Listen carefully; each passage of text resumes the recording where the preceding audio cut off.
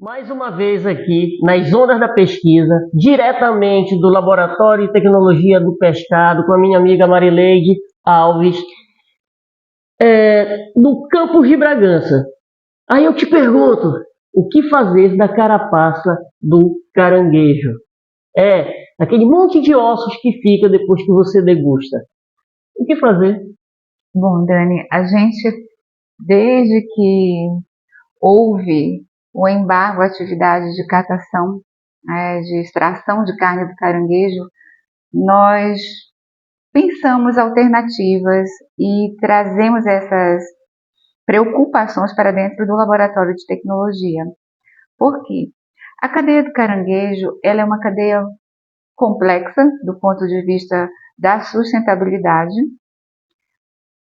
Se você considerar que 75% dessa atividade é de resíduo, né? Ela gera 75% de resíduo e 25% de material que é comercializável, de carne.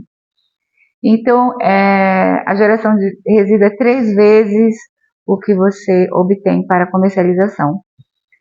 E já em 2009, quando houve esse embargo à atividade, começamos a pensar situações que pudessem minimizar principalmente esse impacto ambiental. E uma delas, se você considerar a carapaça do caranguejo, ela tem aquela parte interna, que é a gordura, as vísceras, e tem o exoesqueleto, que é a carapaça. Sim. Então, são duas, do ponto de vista químico, são duas constituições bem distintas. Uma que é muito mais rica em matéria orgânica e uma que é bem menos rica em matéria orgânica, que é a carapaça. Rica em minerais, né? Exatamente, rica em minerais. Então, nós pensamos em fazer dela um agregado, que é uma farinha, para dosar no concreto. Né? Então, aqui a gente Isso aqui é carapaça, concreto, né? Assim, o agregado, né? Isso. Carapaça com o concreto. É um concreto que contém carapaça. Isso, pronto. Em pó. Isso, simplificando. Os detalhes aqui, olha, nessa foto aqui em cima. Pronto. Então, para que a gente retire esse material do ambiente, a gente precisa destinar ele para alguma outra atividade, reintroduzindo uma cadeia produtiva. E nós fizemos exatamente isso, nós retiramos a parte mais orgânica e ficamos com a parte mineral, que é o carbonato, né? Basicamente o que constitui a carapaça, com alguma coisa de matéria orgânica. O fato dessa alguma coisa de matéria orgânica existir nesse material faz com que haja uma incompatibilidade química para que seja mantida a resistência do concreto. Vou dar um exemplo simples. Quando a gente vai colocar um portal, você fez uma porta na alvenaria e você quer colocar um portal. A madeira é orgânica, então ela não vai agregar o cimento, porque quimicamente eles não têm afinidade. Então você precisa colocar pregos, né, para que eles possam ficar encaixados e fixados no concreto. O prego já tem a compatibilidade com o concreto. Então, nas áreas da carapaça onde existia algum resíduo orgânico próprio da constituição da carapaça, como a quitina, não haveria um ponto de conexão, digamos, com o cimento, com a areia que compõe o concreto. Então, isso vai fragilizar esse concreto. Você compreendeu? Sim. E fizemos testes. Nós começamos a tirar a areia e colocar a carapaça no lugar dessa areia. Em quantos por cento? 5, 10, 15 e 20%.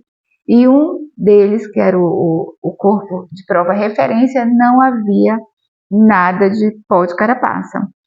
E a partir dessas dosagens de 5, 10, 15 e 20% de substituição da areia pelo resíduo de caranguejo, nós checamos a resistência, o quanto foi fragilizado esse concreto pela presença de alguma coisa orgânica que havia na carapaça. E aí nós definimos que aquele que tinha apenas 5% praticamente não sofreu influência na sua resistência. Então, não seria um material indicado para ser usado em colunas, em vigas, que exigem uma resistência maior.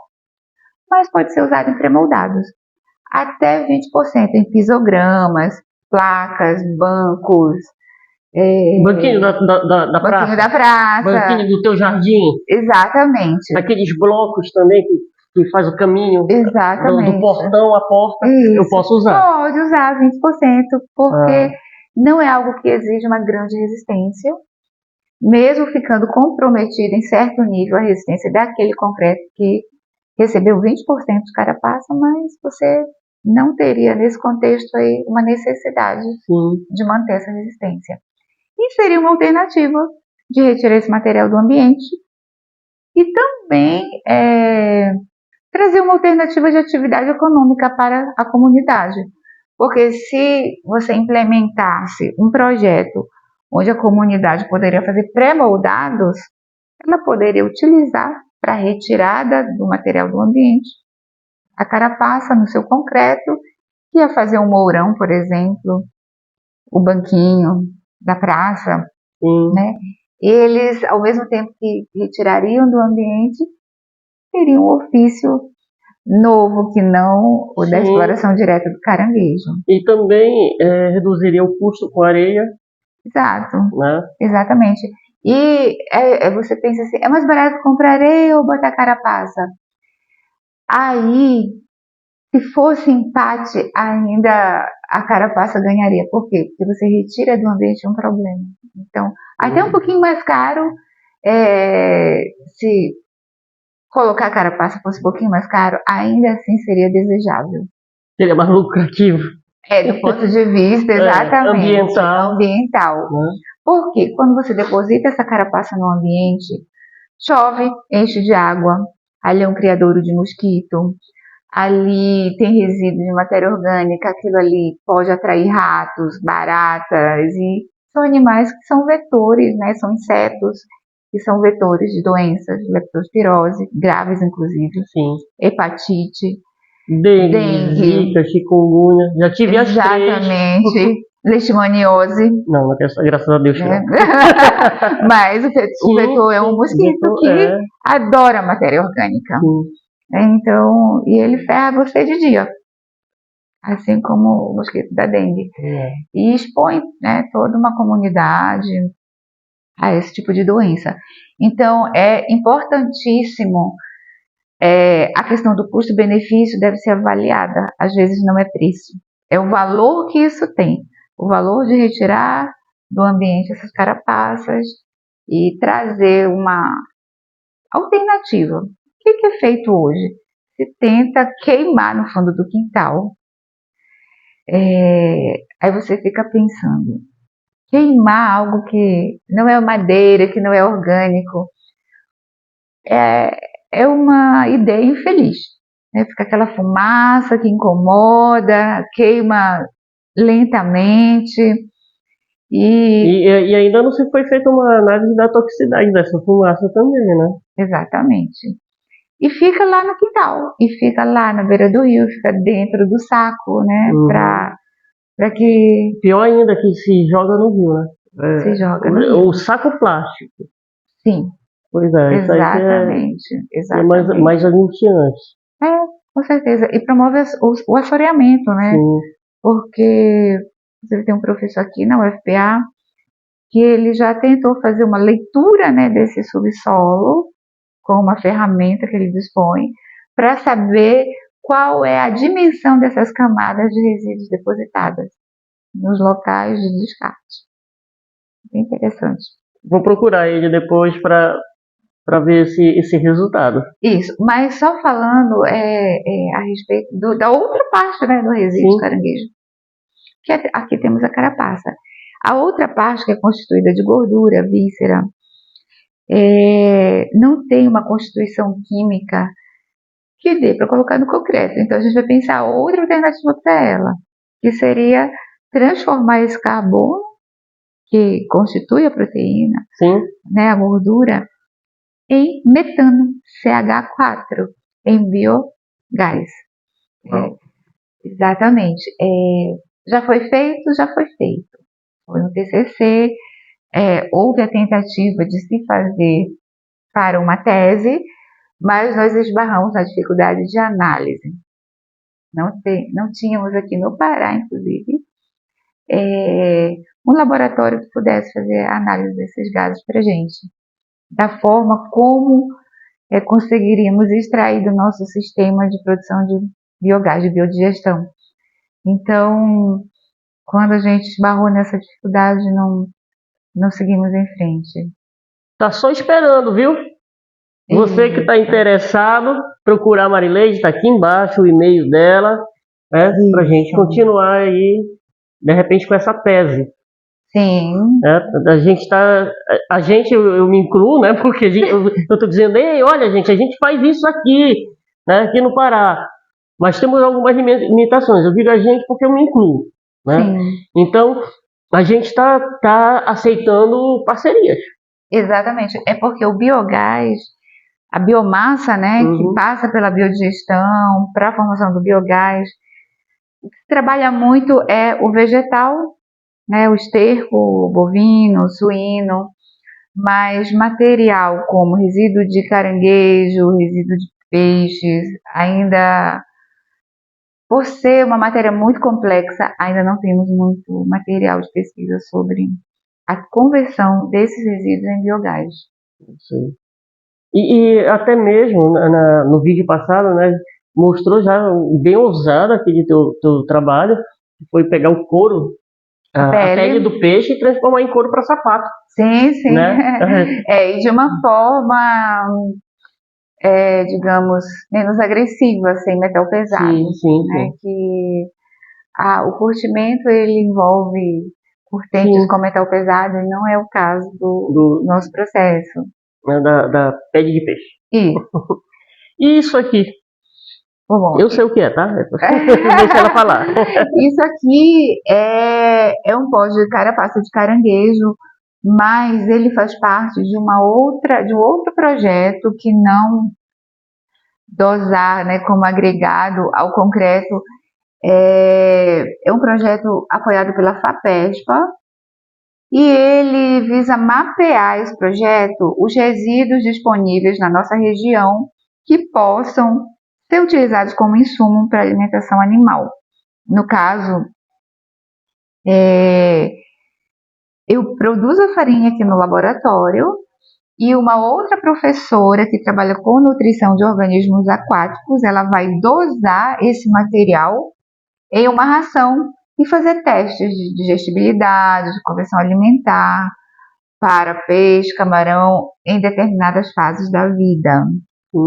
Então, essa parte do acompanhamento, da funcionalidade desse material que eu vou já falar também, né, que sim. É um mapeamento de resíduos gerados, não é só do caranguejo, cabe ao laboratório de nutrição, né? Então nós preparamos o insumo aqui no laboratório e lá eles fazem essa elaboração da ração em função de que organismos eles têm para alimentar, qual a fase que eles se encontram e o que fazer para melhorar, por exemplo, a digestibilidade. Aí aqui no laboratório a gente pode tentar quebrar mais esse material, do ponto de vista químico, que chama hidrólise, né? Para que melhore. Então, a partir do momento que a gente faz essas farinhas e há um acompanhamento da nutrição desse animal e se percebe que a digestibilidade ficou comprometida, a gente tem artifícios químicos que possam melhorar essa qualidade de material. Me tira uma dúvida, já está sendo usado em alimentação de aves? Ou não chegou a Eu ser? não sei te informar. Como eu falei para você, eu fico mais na produção do insumo, né? Sim. A aplicação do insumo em si, eu não domino. Mas eu sugiro que você faça Vamos uma ver. entrevista com a professora Lorena, que é da nutrição. Sim, vamos lá. Vou E procurar a vai Lorena. contar muito bem Tá. o que precisa para ser agregado na ração e ter uma boa resposta. Então, seguindo, aqui foi um material coletado em abatedouros aqui da Feira de Bragança, que é pena de frango. Nós fizemos pena de frango. Tem quanto com a massa de pena para essa quantidade aqui? Eu vou ficar devendo a resposta, Dani, mas nós temos esses dados. É porque eu não tenho na memória, foi calculado. Eu sei, mas o volume, assim... É bastante. É bastante. Um travesseiro? Talvez até 2 travesseiros aqui, nesse pacotinho. Então, nós fizemos a esterilização, tranquilo. A esterilização dessas penas e esse tratamento térmico, ele já vai quebrando cadeias que vão fazer com que o animal absorva melhor os constituintes da pena. Tudo tem a sua função na ração. E esses materiais, eles podem ser substituídos, os tradicionais, por esses alternativos. Desde que a gente defina, né, determine que realmente ele cumpra com o papel, né, que os tradicionais cumprem. Sim. Então, aqui é uma farinha de pena, né? Tem certamente a sua constituição química alterada, porque ela foi submetida à pressão e temperatura. Sim. E depois secamos na estufa e passamos no moinho. Tu já tens o valor nutricional deles? Não, a tabela nutricional. A gente, inclusive, isso faz parte do projeto. Além do mapeamento dos resíduos disponíveis, fazer a caracterização da tabela nutricional. Isso, exatamente. Sim, vai continuar. Essa aqui é a famosa tripa de frango. Uau! Toda a pena. Isso. E aqui a tripa, né? Isso, a parte de do sistema digestório lá do frango. Isso. Com fezes está tudo aqui, né? Mas nós autoclavamos. Tem parasita? Não. se tinha, está inviável, porque a pressão e a temperatura que foi submetido não deixaria nada. Não. Nada que pudesse comprometer. Então, aqui também vai ser feita a análise e... O pessoal tá com cheiro bem tranquilo, né? Para que seja acrescentada na ração. Então, para que se decida por utilizar, a gente tem que conhecer o que ela oferta. Por isso vai ser feita a caracterização. Tá. Né? Então, farinha de pena, farinha de víscera de frango e mais um ingrediente do frango, a farinha de sangue. Então, tem um cheiro forte, mas é assim mesmo, nenhuma farinha de resíduo tem um cheiro agradável. Mas certamente esperamos que o valor nutricional dela seja bastante interessante, bem como a funcionalidade, né, da digestibilidade. Não, e assim, e são coisas, por exemplo, o lixo grande e fedorento, né? Lixo. Passivo ambiental. Né? Coisa que iria para o lixo, gerar doença. E estamos tendo a alternativa de redirecionar, colocar ali para realmente uma cadeia produtiva, onde vai produzir emprego, vai produzir renda, né? E nutrição. E nutrição, pode não para humanos ainda, né? Mas para nutrir humanos, né? Porque ou vai para peixe, ou vai para camarão, ou vai para aves também. A lógica de trabalho aqui do laboratório se puder aproveitar o resíduo para produzir alimento para humanos, melhor. Melhor. Se não der, alimente o animal que pode alimentar o humano. Não deu para alimentar o animal, faça um adubo, porque ele vai fertilizar um solo, que vai produzir vegetais que voltam para a gente na forma de frutas, verduras, legumes. Sim. Então, de qualquer forma, se não for diretamente para o nosso consumo, indiretamente será. Exato. Indiretamente Exatamente. será. Ou ração para um animal de corte, ou adubo para um vegetal, que vai nos alimentar. Querendo ou não. Querendo ou não, exato. Poxa, exato. Que fantástico. Eu sempre saio daqui bem encantada. Que bom, fico feliz. E aí, Dani? Sim, não. Continua. Eu anotei aqui para a gente não esquecer. Então, esse material aqui foi de uma tese. Dentro dessa tese, infelizmente, a gente não conseguiu avançar a questão do biogás, né? Ainda. Exato. Mas nós temos o biogás em uma tese que trabalhou com resíduo de peixe. Esse, como a pessoa tinha disponibilidade, era uma engenheira química de trabalhar em Recife, lá a gente conseguiu fazer um biogás de resíduo de peixe. Uau! E conseguimos fazer as medidas de produção, de quantidade de metano nesse gás, necessário para o rigor científico, né, da tese. E deu certo. Então. E na questão ambiental, quais as vantagens dele, ou ele fica. Não, ele deu um biogás com um percentual de metano muito interessante. Uau. Muito interessante. Você sabe que para sair da bancada e ir para uma escala piloto, para uma escala larga, né, a gente chama de scale-up, é preciso muitos ajustes, porque quando você sai da bancada para uma coisa maior, alguns parâmetros eles sofrem desvios por escala. É bem da engenharia química essa situação, né? Matemática pura.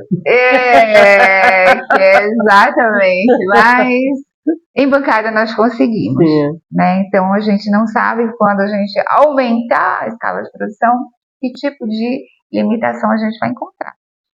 Mas aí cabe sentar, avaliar e buscar solução. É para isso que o engenheiro... Funciona, a gente já sabe que funciona. Eu não sei se eu já comentei isso. Mais uma vez, o e-mail dela está aqui embaixo. Thomas Edison tentou inventar a lâmpada 2.000 vezes.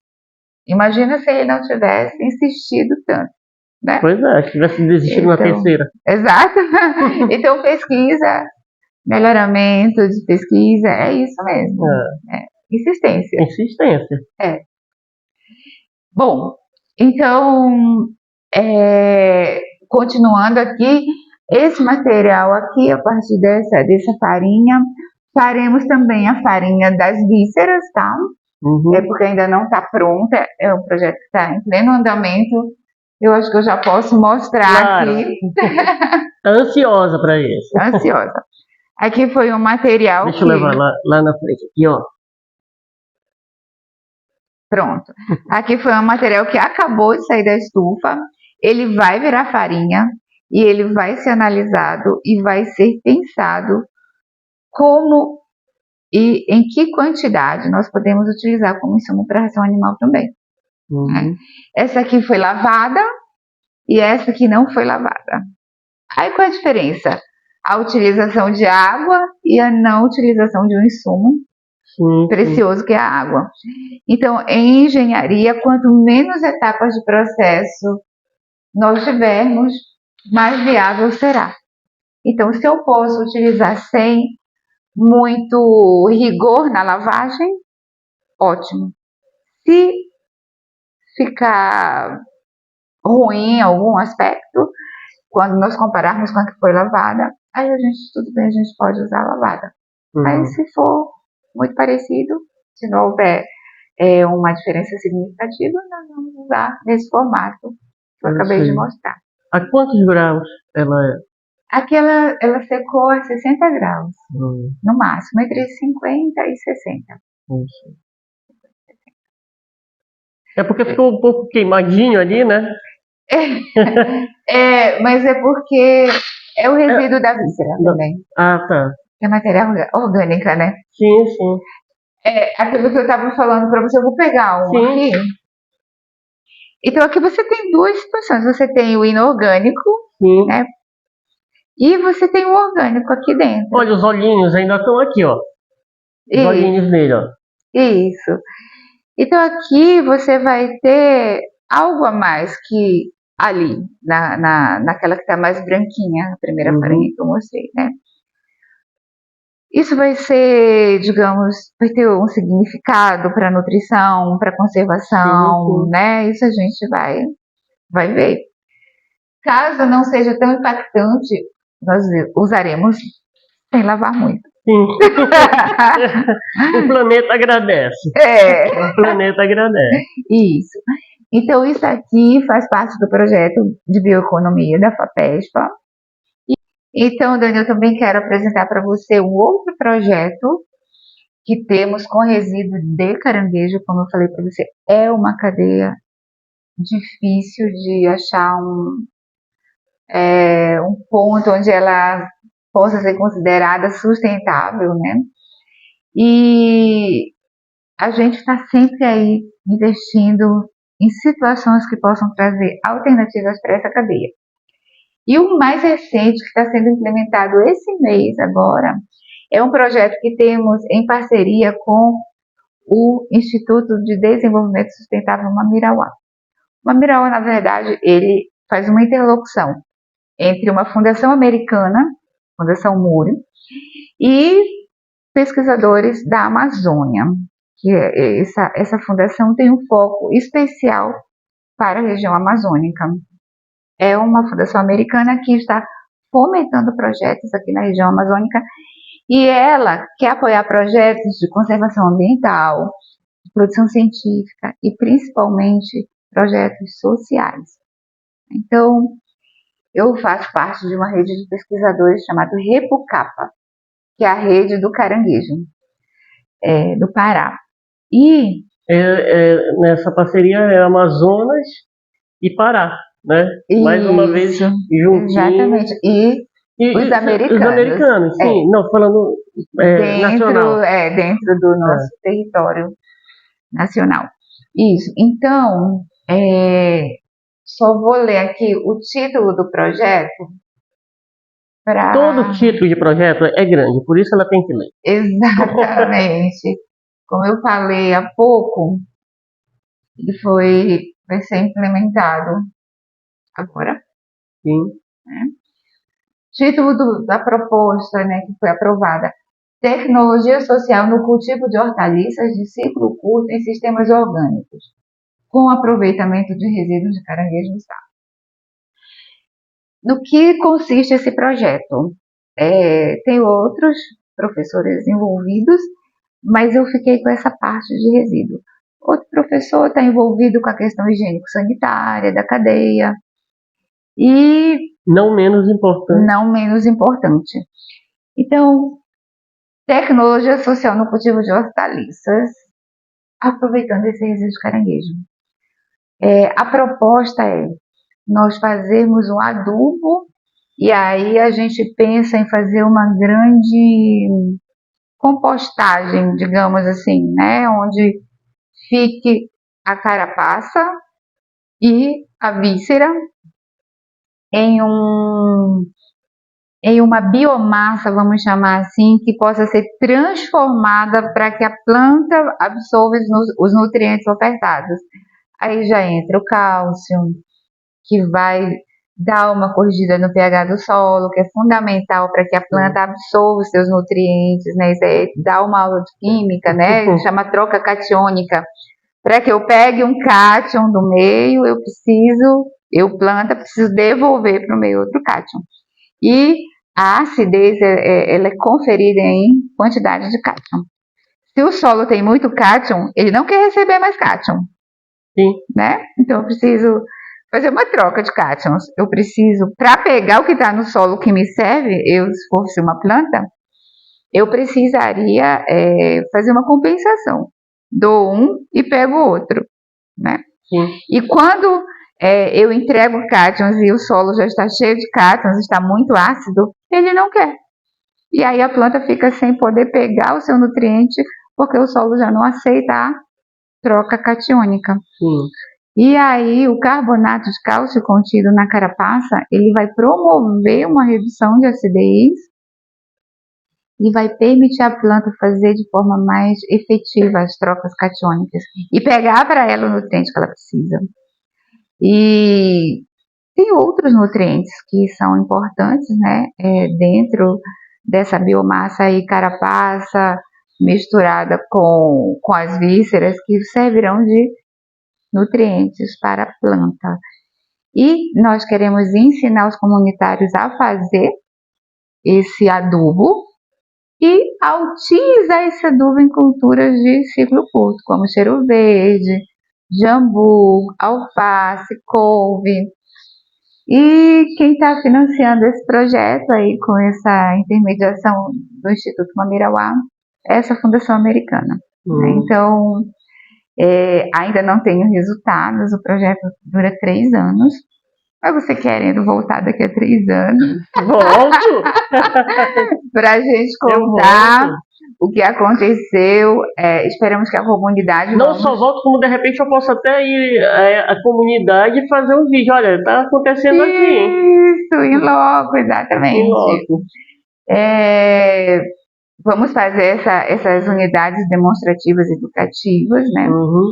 E depois, no último ano, a gente quer, para aqueles que abraçarem a ideia de fazer o adubo, de fazer o cultivo dessas culturas, se realmente quiserem investir nesse aspecto, vamos dar assistência técnica para essas pessoas. Que legal. Esse é um dos objetivos do projeto. Então você já está convidada. Estamos aqui. A acompanhar aí o nosso resultado. Sim, vamos lá. Vai começar mês que vem, né? Então... Não, eu vou. Vamos lá, sim. Eu adoro fazer um vídeo, né? Produzir um conteúdo em loco. Isso vai ser muito bom. Então é isso, a gente precisa transformar, né? Lavoisier já dizia, nada se cria, tudo se transforma. E mais do que nunca, numa sociedade de consumo exagerado, de geração de resíduo exagerada, nós precisamos fazer esses resíduos voltarem para a cadeia produtiva, porque eles são impactantes. Se não é orgânico, mas é sintético, são plásticos, né, que ficam aí por muitos anos, prejudicando vidas que a gente nem é capaz de supor, né? Hoje. Eu sempre falo isso para os alunos. Vejam bem o que alunos lá da educação básica, né? Vejam bem o planeta que vocês vão deixar. Exato. Né? Então a quantidade de resíduo que produzimos hoje, ela é imensa, né?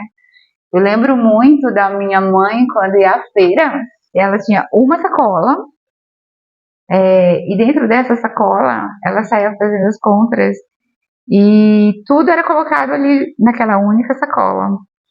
Frutas, a carne, ela, digamos assim, ela tinha uma embalagem diferenciada, que era em folhas, enrolada em folhas. A margarina, a manteiga não existiam em potes plásticos, mas... de papel. Exatamente, um papel manteiga. E ela chegava com aqueles vários pacotinhos, aquelas várias coisas até que meio soltas na sacola. E quando chegava em casa, dividia cada um para o seu cantinho e guardava a sacola para o outro dia de feira. Né? Então, essa era uma verdadeira vida uma sustentável. Sacola de geração em geração. Isso! Essa era a vida sustentável, né? Que a gente chegou a julgar por um certo tempo que era uma vida antiga e difícil, mas a gente hoje quer voltar para isso, né? A gente quer consumir menos embalagem, A gente vai fazer a mesma compra que a sua mãe, a gente volta com umas 10 sacolas, todas plásticas, que a gente chega em casa, o que é que eu vou fazer com tudo isso? Exatamente. Né? Quando a gente tem uma certa consciência, a gente começa a reutilizar para guardar resíduo que não vai guardar, não. Depositar resíduo que não vai ser aproveitado, né? Isso. Então as garrafas de refrigerante, cerveja sempre eram retornáveis, né? Sempre eram. Agora a gente já vê aí empresas de refrigerante que tem aí a alternativa da garrafa reciclável em relação à garrafa PET, né? Até roupas, né, feitas também do PET. E também, outra coisa que eu achei, quando eu era adolescente, eu era louca para tomar Coca-Cola na latinha. Só que, que na época da adolescência, a latinha ela não era reciclada. Era metal pesado. E hoje, assim, eu sinto um certo alívio, né, do refrigerante em latinha, porque hoje ele é reciclável. É alumínio. Né? E as cervejas primeiro chegaram com as latinhas de alumínio e os refrigerantes com a latinha de ferro. Era. E depois tudo agora é alumínio. Ainda bem. Né? Então, pessoal, é pensar, né, no planeta que tu queres deixar. Enquanto isso, eu e a professora Marileide vamos nos debatendo em levar conteúdo de qualidade. Exatamente. A senhora na pesquisa e eu na divulgação. Que bom. Até o próximo. Tchau, tchau.